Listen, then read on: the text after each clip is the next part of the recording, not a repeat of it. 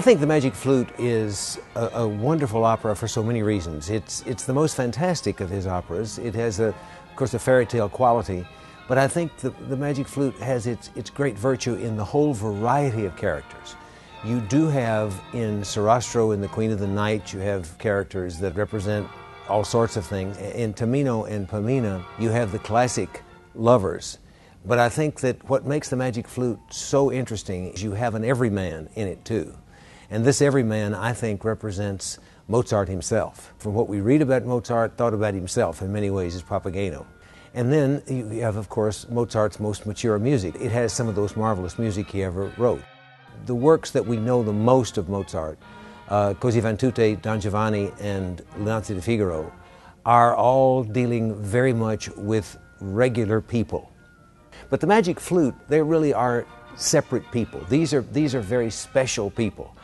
They're not just regular people that you might see. And that's very interesting for Mozart because his music, one of the things about his music that is so important is the fact that it does speak to everyone of all generations in every age as being real.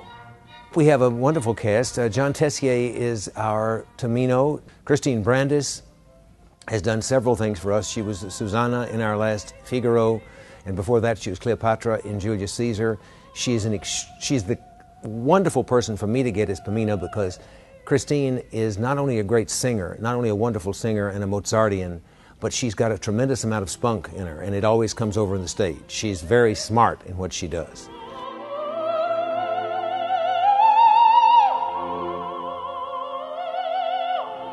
Ilya Banik, our Sarastro, is someone I heard in St. Petersburg when I was there a few years ago, and I was so impressed with his voice that I wanted to bring him here. Phil Cutlip, I thought he would be right for Papageno. It would be just right for it.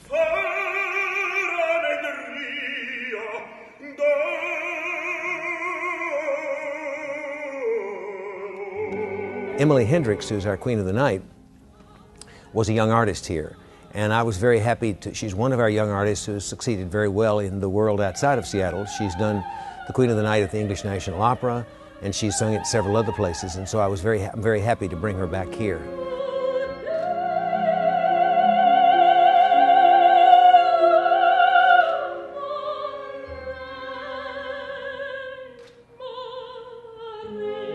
Chris Alexander has done marvelous productions for Seattle. He came here for Boris Godunov in 2000. He's done maybe 6 or 7 productions since then. He always has inventive, interesting ideas. One of the delights to me about the Magic Flute is to have Gary Wedo here conducting. He did for us Julius Caesar, and he did Iphigenia in Tauride. I think if I had to say to anyone who was coming to the Magic Flute for the first or the 10th time, is that it is a cornucopia of Mozartian wonders, which it is up to us to make into a whole and to make into an experience that is both human and magical. And that's what we will attempt to do.